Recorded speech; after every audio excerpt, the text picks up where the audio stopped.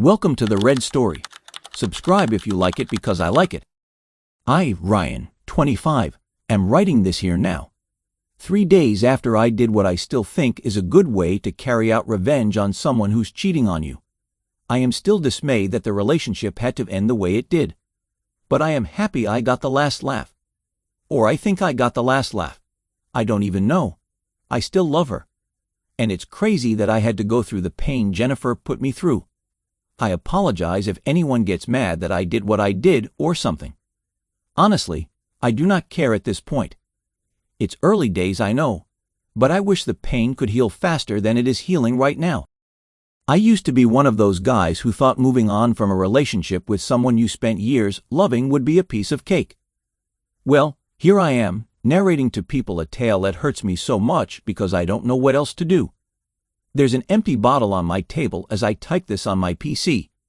I've already lost 3 of the trades I started this morning. My eyes are teary from losing almost half the money I've made from my Forex trading this month in just under 2 hours. Or maybe it's from the fact that I've spent the last hour before now thinking about the girl I've loved for 1/10 of my 25 years. All I know is that I just need a break. It's been a month and 20 days since I found out about my ex-girlfriend's affair. And just 5 days since I decided to channel my younger brother's energy and go full petty little demon on her. Want to know what's worse? I have to go return a ring and give a reason as to why I'm returning said ring. I decided I was going to dump my former fiancée at her birthday party after finding out through my best bud that she was cheating on me with her gym instructor. Yeah, crazy, isn't it? Well, grab some popcorn because this is a long one. I met Jennifer at a party I crashed on a dare. The girl I last dated before Jenny got married 3 years ago. I wasn't admitted because I'll have to hold my hand up and admit that I was a terrible boyfriend to her. We were in high school, and I didn't know anything about relationships, so admittedly, I treated her the way I would any other girl. Because we all went to the same high school, all my boys, which consisted of 6 boys, myself included, and 2 girls, were invited to the wedding party. Up until 3 days before the wedding, I wasn't planning to attend. Simply put, don't go if you're not invited. But I went out for drinks with the boys, and as we drank, they talked up the wedding party. They shared the venue. I don't remember, but it was one of those really expensive places that got wrecked during the pandemic lull. The night out quickly turned into basically a roast of Ryan Bradley.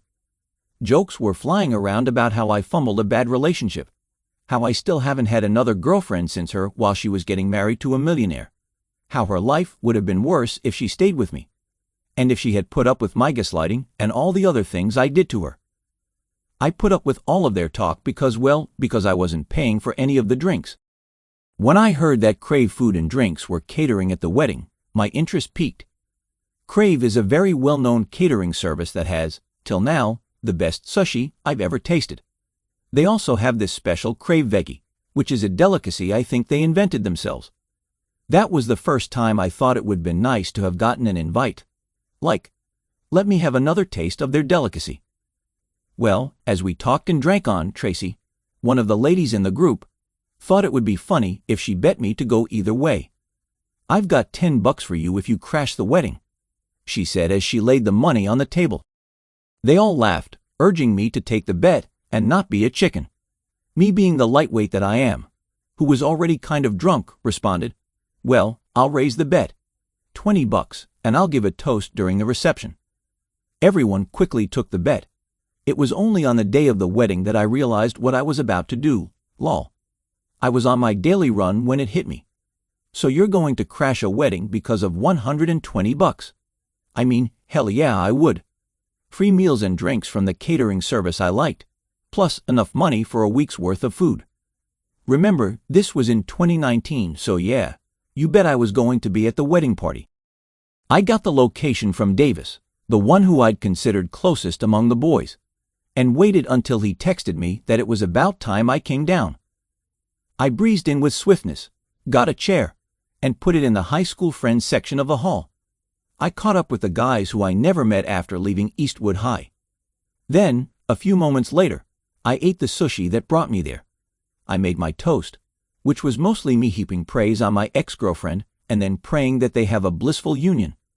I stayed a while longer than I thought I would, mainly because I was a dirty dog who was scanning through the bridesmaids to see which one looked the most unhappily happy about the wedding, because that one was the most vulnerable and I could get with her. I was looking for a one-night stand. That was when I was introduced to Jennifer. My ex-girlfriend was a friend of hers, and she came to thank me for coming out even though I wasn't invited, and for the toast I gave. We hugged and talked for a while, laughing at what our relationship was. I made a joke about being the one who was at the altar with her, if only I had been more invested in her as she was in me. Then I said, "At least it worked out for good. You're now happily married to someone who might be richer than everyone I know combined." Jennifer stood beside us as we spoke for a while before she was introduced to me. She looked very pretty and had these rare green eyes. I was always someone who found attraction to people who don't have the common black or brown eye color. I got charmed by her eyes. The fact that she had green eyes added to the long natural lashes, and the way her eyes angled like a smirk all combined to make me lost in those eyes of hers. As she spoke, I started to hear less and less of what she was saying, because I kept wondering how I'd lived in this area for 23 years and never crossed paths with this beauty before now. She noticed and drew my attention back time and again though, which was nice and funny. "You know, it was nice of you to show up even though you weren't invited, and the toast you gave," she started to say, but I cut her off to say, "Well, I was here on a dare because I never go anywhere I am not invited. But what I said in the speech was how I felt about the situation. I then added that I wanted to make a joke about the groom getting my leftovers, and we both laughed at how funny that was." She then went on to tell me how the bride and the groom met, how the groom was her ex who treated her badly and how she had to leave him, how she and the bride became friends when they met at college, how the groom had initially come to the college with a box of chocolates and some roses to apologize, but met her instead. As she spoke, I started to see a story form. My ex was here now, getting married to someone who treated this beautiful lady badly in a relationship, while I was here, falling hopelessly for Jennifer almost 8 or 9 years after being a real toxic boyfriend to her friend on the podium. I tried to remind myself that I only stayed back to find a lady to warm my bed for the night, but it was seemingly too late already. I was falling for those green eyes and the personality that had them. "Do you want to get away from here?" was the next thing that came out of my mouth. Her eyes lit up and wow. I really would spend a day looking into those beautiful green eyes of hers. We went to the bride so Jenny could tell her that she would be leaving. Then we went out of the auditorium, but not before I walked to my friends and grabbed my winnings from the group. I didn't know what kind of a date I should do, so I just took her to a carnival, lol. It was funny, the rides, watching her marvel at the magicians, finding out she was scared of clowns, then laughing my head off after I tipped a clown $10 to chase her. As we talked, walking around the carnival, we walked past Olaf from Frozen. I made a joke that flew over her head. That was when she mentioned she hadn't seen Frozen at all. Not one, not two, which came out in the cinemas almost a month before then. I took her to go see it. I thought if we were lucky, we would find a cinema that'd show both. Well, we were lucky. I must take this time to shout out to Olaf, because if it wasn't for him, I probably wouldn't have dated her. Although, yeah, she did end up ripping my heart out of my chest. But yeah, the time we did spend together was great, and it was all thanks to Olaf. Well, and the guys that dared me to crash the wedding. We started to go out together every weekend as she had a job. Those weekends were very nice and all. With each passing week, I felt more and more passionate about her. Didn't take long before I was totally in love with her. In December 2019, I got a job. I started working as an rep in a hotel in the area. I helped fix their computer automated doors when damaged. Helped set up, fix, and monitor the CCTV and its footage, plus other internet security duties that needed carrying out. We all know this job was short-lived because not up to 3 months later, COVID-19 shut down this whole country. When COVID came, the hotel tried to keep running under the COVID restrictions. But when it was decided that the whole country should be on lockdown, they had no choice but to align with the government. Jennifer and I were just 2 months into our relationship then, and we decided that we should move in together, since we wouldn't be able to see much of each other if we stayed in separate housing during a lockdown. I also thought moving in with her would be a good way to save the money I had earned from working just 3 months with the hotel. My rent expired while she still had 6 months left on hers, so I moved into her apartment. It was a good place, a one-room apartment at the top of a 5-story building. It had a big veranda, an open-air one, which she used to plant a few crops. She was growing tomatoes, string beans, and some other fruits and veggies. For the first few months, we were just a couple of lovebirds. We had a lot of physical intimacy in those few months, so much so that for a while, I was exhausted. It was like a honeymoon, proudly sponsored by the pandemic. She still worked her job regardless because the company she worked with found a way to make most of the workers carry out their duties remotely. I was a very good cook, which means we didn't spend a lot on DoorDash and the like. I made dishes which she loved and always hyped up. Sometimes she'd ask me if I had ever thought of opening up a restaurant. She would always compare my cooking to that of Crave. I knew better anyway, and I knew it was just a girlfriend doing girlfriend things. A year and some months into our relationship, the COVID restrictions started to ease off. I went job hunting almost immediately, as I didn't want to spend any more time idle. I had used the pandemic to learn a few programming languages. I was already skilled in using HTML and CSS to create web pages. I had delved into JavaScript and had quite literally made front-end development my plaything. I had also started to brush up on my cybersecurity skills. It had been 4 years since I graduated, and I had started to slack due to not working on improving my skills. I used to be a white hat, but now I couldn't hack anything. I still knew how to run my fishing though, because that was always lightweight for me.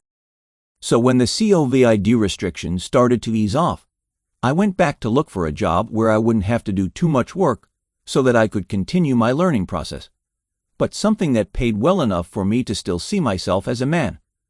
Within a month, I had gotten a job at a bank working in the cybersecurity department. It paid better than whatever it was I set out looking for initially, as I earned roughly $48,000 per annum after tax. Life was starting to look great. There was still a plus side to the new job. It was hybrid, and I only had to come to the office on call-ins, which meant I could work from home and not have to be at the bank until I got a call to show up. On the other hand, my now ex-girlfriend had to resume working physically, though also hybridized due to there still being some limitations on the maximum number of people allowed in a work environment at once. This meant she went to work 3 days a week. One thing I forgot to add that's crucial to the story is that the bank I got hired at was just a stone's throw from where she works. When Jennifer resumed at her office, they were informed that the company had employed a new manager who was brought in to help with restructuring the workers. According to her, a third of the workers lost their jobs, and she would have been a part of those unfortunate people if not for Grace. She was very religious and all. I guess Grace is a 34-year-old manager whose advances she was accepting comfortably. Meanwhile, because I scarcely had to be at the bank where I worked, I went to get back my old job at the hotel. I tried to get it remotely, but because I had to be there to fix 1 or 2 technological faults, I was able to get the job on a freelance basis. They'd call for me whenever, and I'd come over and fix whatever issues they had. They also paid me to train the staff they had brought to replace me. All in all, I was able to recover swiftly from the pandemic. My ex started to become a lot more fond of her boss. She started to have a lot of stories about him, about how he never let anyone talk over him, how the meetings were quiet whenever he spoke, and how he basically had the whole team on a chokehold. Not much longer, she started staying out longer and got promoted to vice manager or assistant manager or something of that sort. According to her, that meant that, unlike other workers, she was now mandated to be at the office daily. It also meant she now worked under the guy she always talked about. As time went on, things started to get a little strained between us. Sometimes she would pick a fight about the littlest of things and flip out about them for days. Sometimes she wouldn't talk to me for 2 days or more. Everything about our sweet and blissful relationship started to get off-brand. She started to go out and stay out long, sometimes with friends from work, other times with people she wouldn't tell me about, because there's no need to tell you as you won't know them. It was all very suspicious, and she was already acting too out of touch. I tried everything in my power to see if I could fix things for us, to see if I could make her happier about our relationship. One day I decided to talk about it. I sat beside her as she sorted her clothes for washing, and I started to lay all my worries on the table. I told her how I thought she was becoming a little too hostile, how she clearly had issues with something I was doing and didn't communicate those issues well, which made her blow up whenever. I told her I loved her, and I wanted us to work out whatever issues we had been having. It actually resonated with her, and she started to even have a conversation about it. She said she knew she might have hurt me with her actions, but that the stress of the new position was getting to her. Even though she never really apologized for the nagging and name-calling that I had to endure during that time, I was just happy to have my girl back in a good headspace. It was good to have her talk to me again, to hold her tight in my arms, and to kiss her like I used to. Needless to say, the intimacy was intense that day.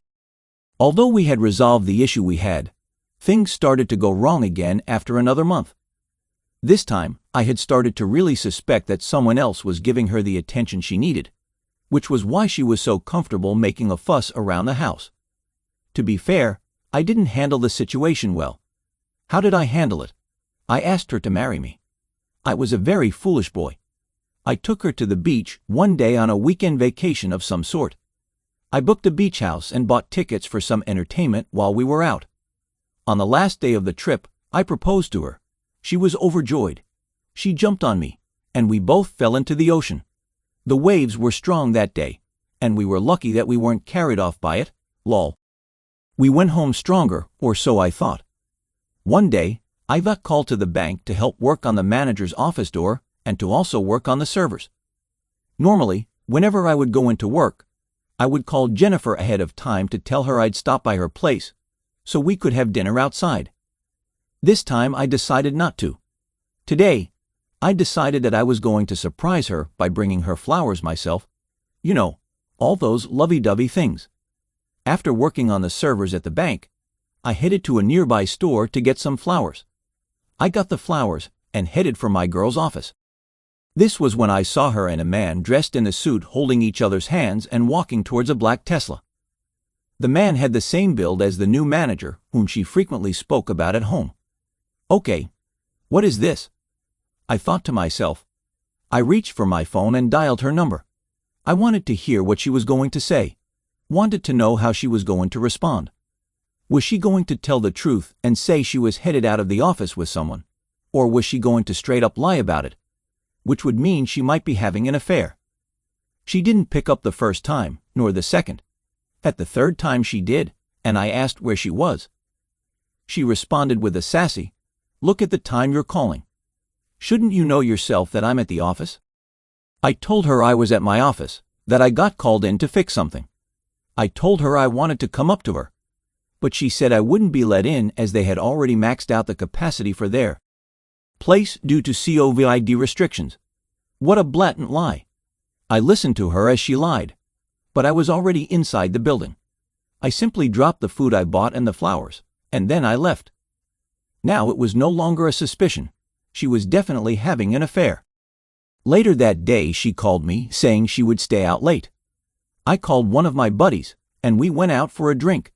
I told him I needed to borrow his car as I needed to trace my girl the next day to see what she was doing.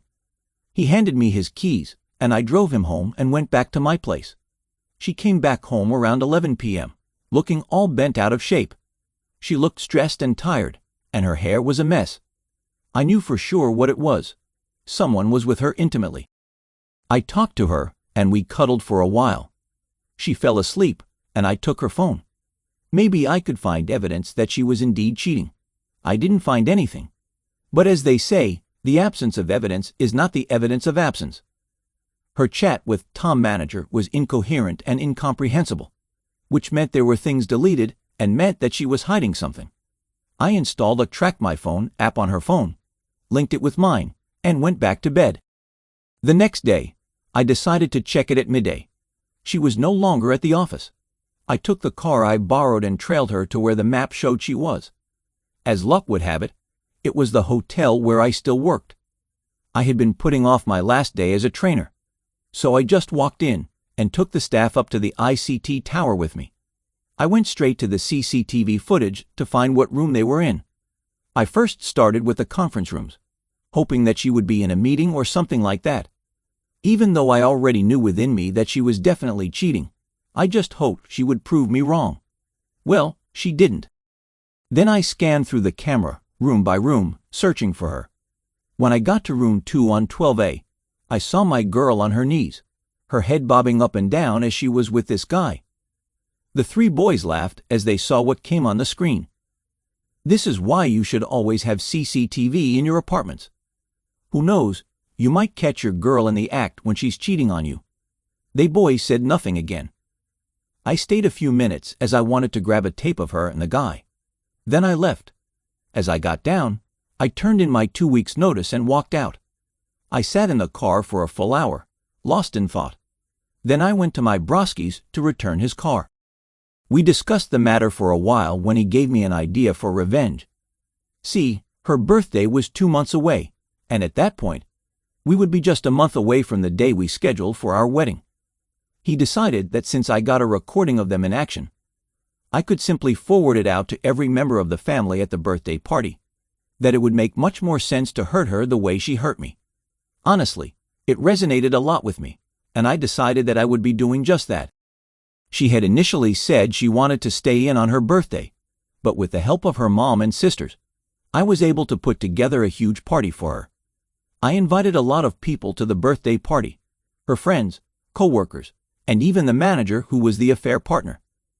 I wanted it to be a big one. The whole family was happy with me for trying to do something so beautiful for their sister-daughter. Well, the beauty would unfortunately become ugly in a few seconds. On the 21st of January, 2022, the D-Day, IDK, I don't know how you guys refer to it. Anyway, as the party started, I walked up to her affair partner. He didn't know who I was, so it was easy for us to hold a conversation. "Hey, who are you to the birthday girl?" I asked him. "Well, we work together," he said. "Oh, you're the boss she said she's involved with. Heard she was given a promotion just because of that." He looked surprised but accepted that he had already been found out. "Shay," he started. "Don't let the HR hear that. Some of them are here." We went on to have more conversation. I wanted to know if he was in love with her. I wanted to know if she would just simply replace me with this fool sitting beside me. For a moment, I felt like I should confront him. I knew I could take him, and I wanted to take him on. I wanted to, honestly, confront him. I just had to settle with what would happen to them after my plan was done. When it was time, I raised a glass and called everyone's attention to me. I started my speech. "Today, we celebrate this beautiful lady. She never really wanted something this big. At least that's what she said," I started. The next part I said, looking her boss dead in the eyes, "Jennifer, you taught me how to love. And thank God for bringing you into my life." He got up and left. Judging from the look on his face, he definitely knew he was in trouble now. The next 3 minutes I spent heaping praise on her. She was all smiles and blushing heavily. Then I went to my plan. Everyone who RSVP'd was added to a group chat. I would like to play a video that shows you all how much I love this lady standing in front of me. But I couldn't afford a projector. So I decided to send it to the group chat. So if you open your phone right now, you'll find a video there. I dropped the video in the group, and the people started to watch it. It was the video of her and her boss in the hotel. The horror on their faces when they saw the clip was crazy.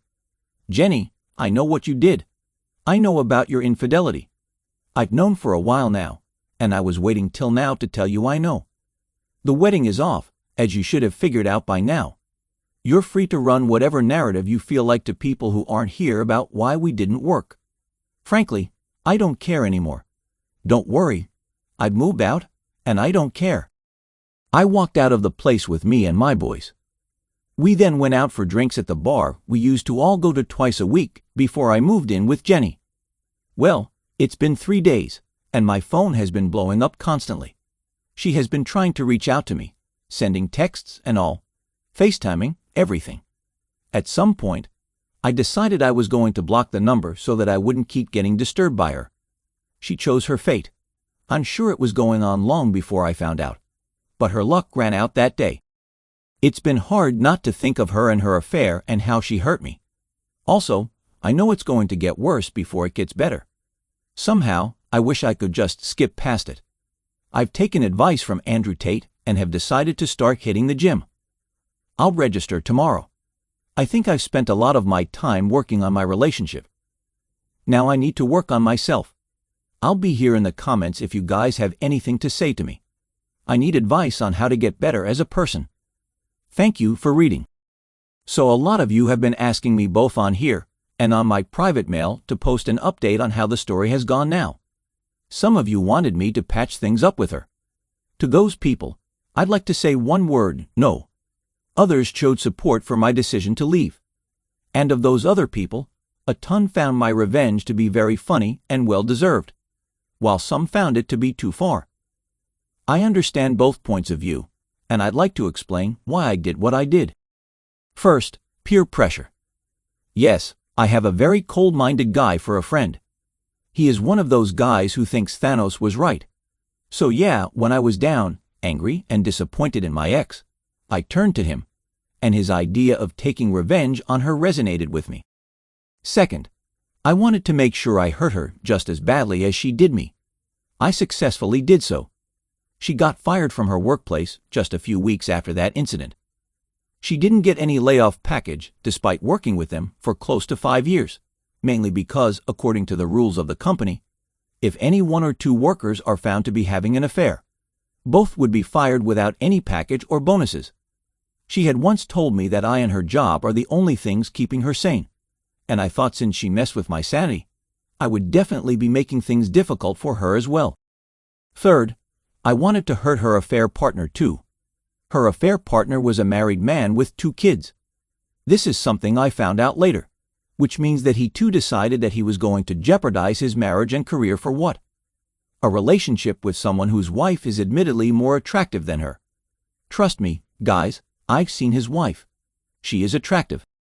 As for her affair partner, he once called me to talk. He apologized for ruining my relationship and explained that she was the one who threw herself on him.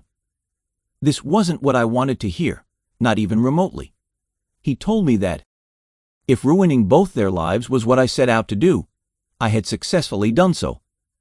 This is not the time to brag, but yeah, when he said that, I felt a little fulfilled. He told me the company took away the car and house that came with his managerial position, and his wife took the house he bought, alongside 60% of what he had spent his years earning.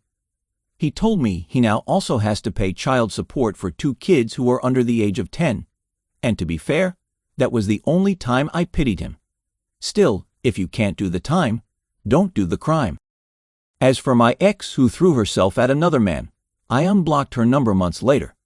She has met up with 3 of my boys, the 2 ladies, and 1 of the guys. They all told me what she said and all, how she had lost so much weight, she now puts belts and ropes on her trousers, how her eyes were looking so heavy from crying too much. They told me how she had told them that she wanted to try to make amends, that she knew asking me to come back to her would be an impossible task, but that she would simply settle for one last meetup.